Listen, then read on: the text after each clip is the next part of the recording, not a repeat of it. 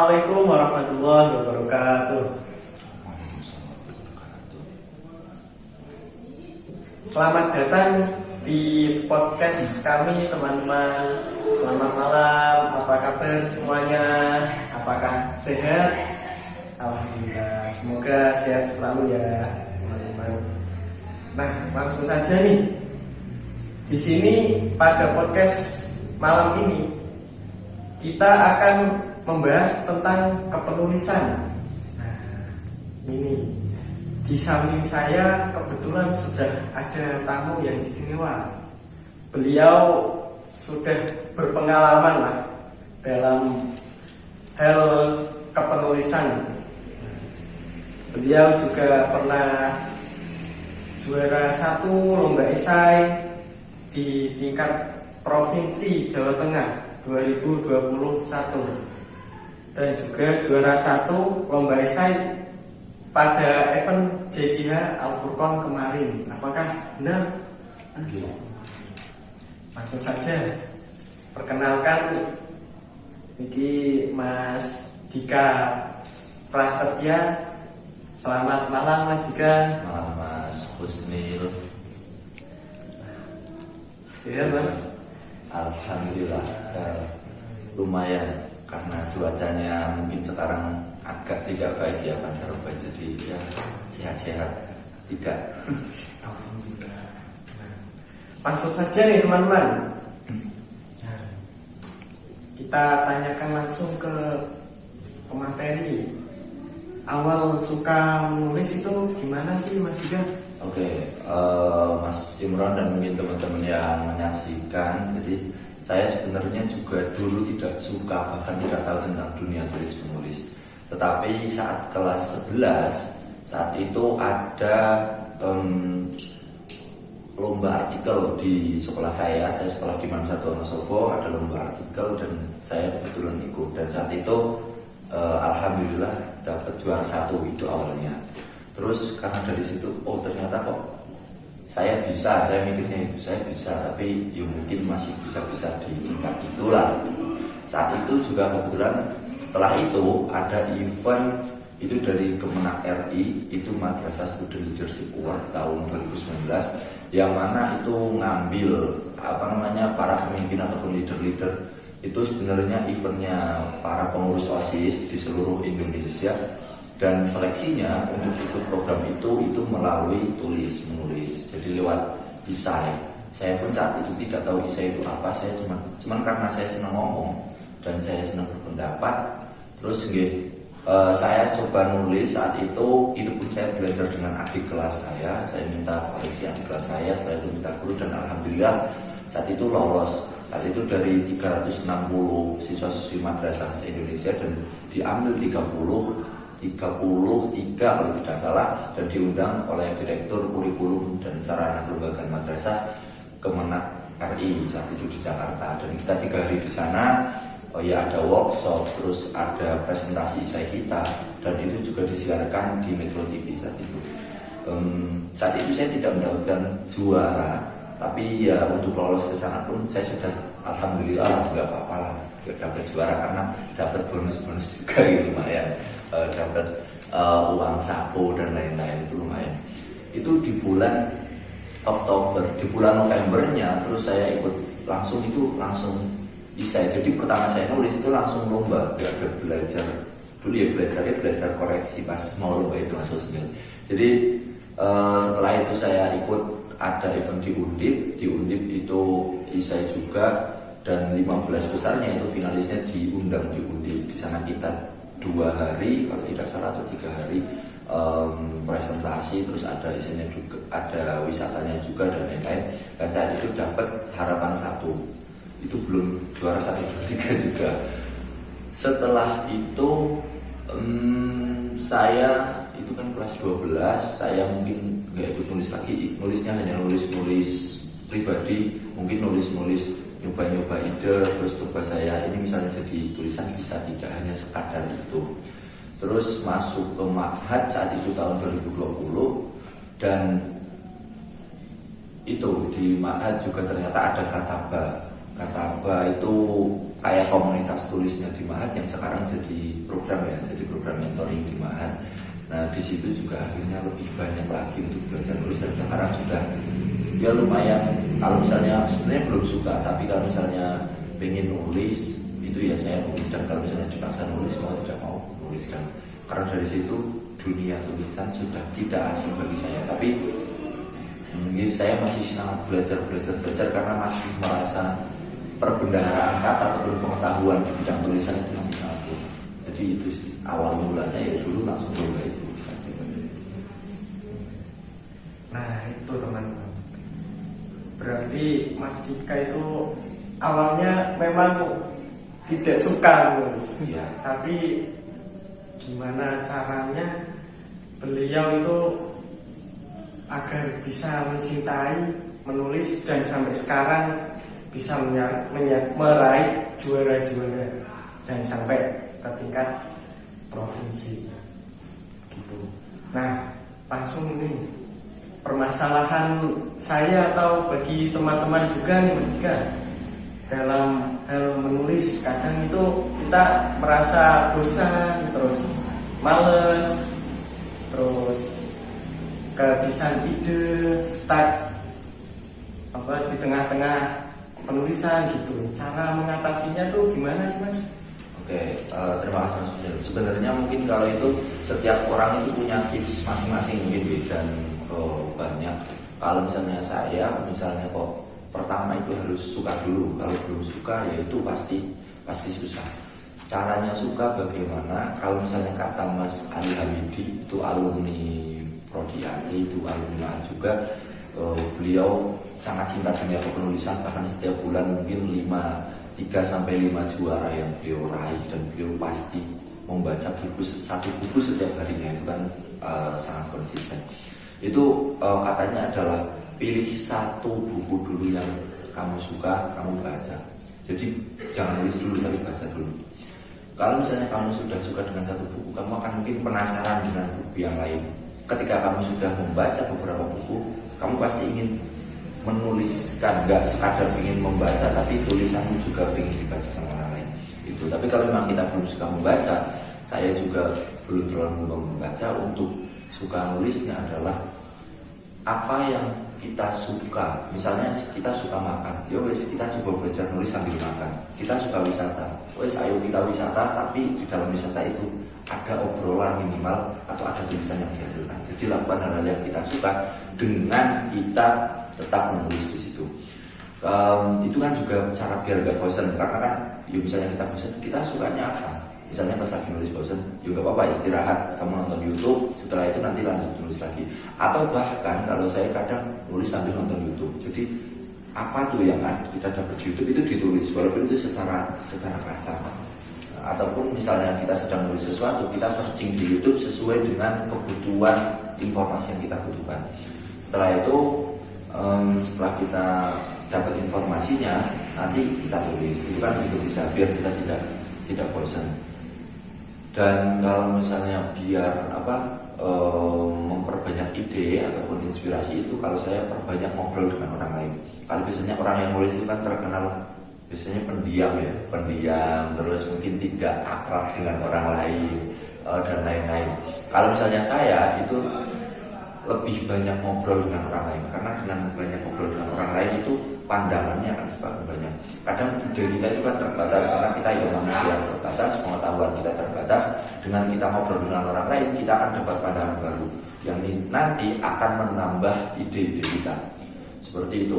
Kalau misalnya caranya, biasanya itu males. Banyak orang itu males sama nggak konsisten. Gitu.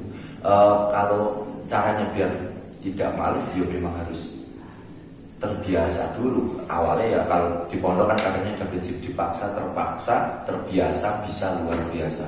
Kayak kita sholat awalnya kan pasti yo males-malesan dulu pas 7 tahun, makanya kalau nggak sholat kan kita disuruh untuk sholat, bahkan kalau tidak mau itu kan orang tua dari menyuruh dengan cara yang baik.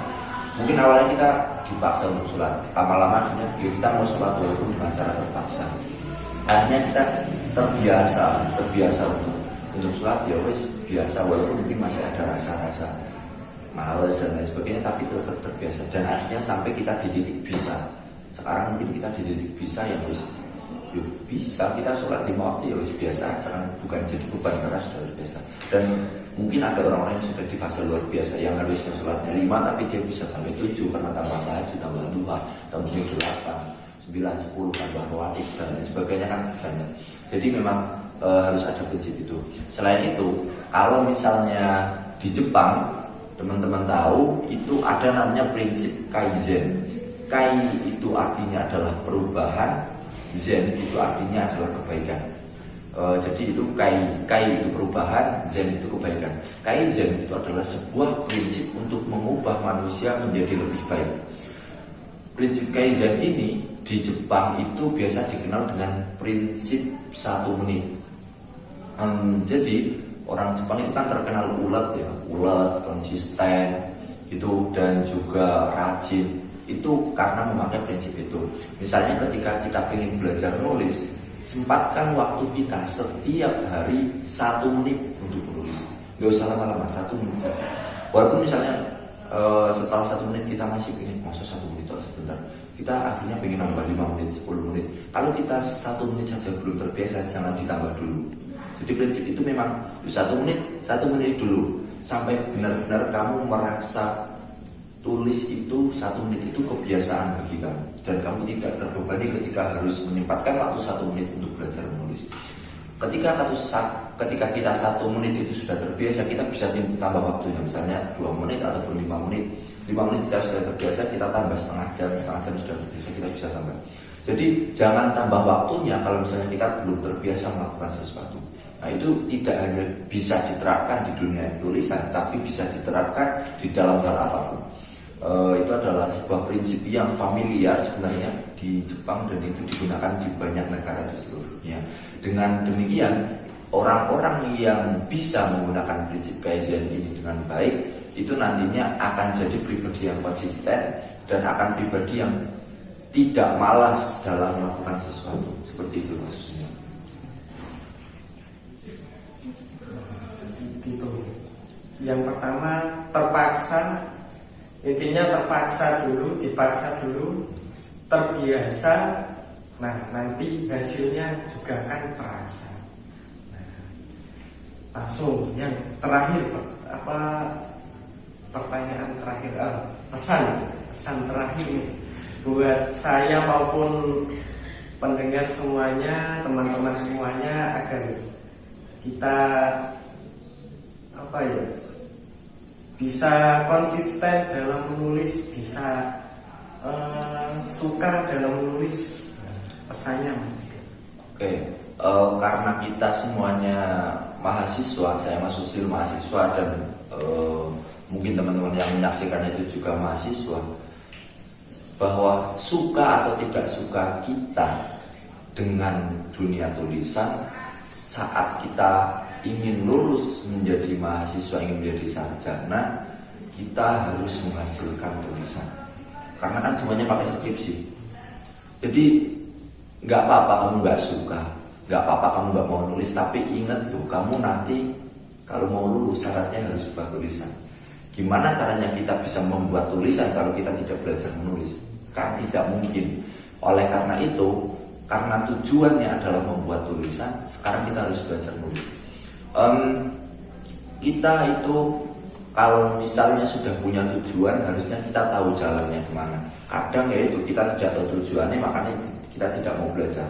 Tentukan tujuan-tujuan kita untuk menulis itu apa. Setelah kita tahu tujuannya, lakukan untuk mencapai tujuan tersebut. Dan menulis tidak hanya soal tulisan sendiri, ataupun biasanya menulis katanya itu kan identik dengan perempuan. Padahal banyak juga penulis-penulis laki-laki yang bagus ataupun yang baik. Bahkan kalau misalnya ulama-ulama pun juga yang merancang kitab itu kan sebenarnya kan juga menulis, walaupun dalam bentuknya bahasa Arab, tapi kan itu sebuah karya tulis. Nah, karena saya mungkin tidak bisa menciptakan kitab, jadi saya menulis dengan berbahasa Indonesia. Maka kita yang bisa belajar itu kapan itu. Dan dengan menulis kita juga bisa jalan-jalan gratis. Dengan menulis kita bisa dapat uang. Dengan menulis kita bisa dapat beasiswa. Dengan menulis kita bisa nambah pengetahuan. Dengan menulis kita bisa berpikir kritis.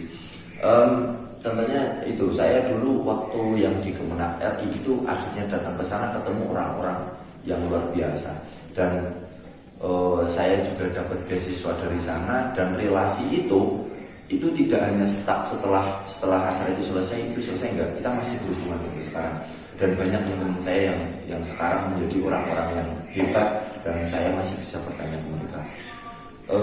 Saya juga waktu itu yang sempat ikut isai provinsi itu di Jawa Tengah itu dapat juara 1, itu juga ya wis karena dipaksa ikut, karena sebagai perwakilan Ibnu di Wonosobo saya ikut, saya berusaha belajar walaupun saya sebenarnya nggak mau, tapi karena itu dipaksa, dia terbiasa akhirnya bisa, dan alhamdulillah dapat juara 1.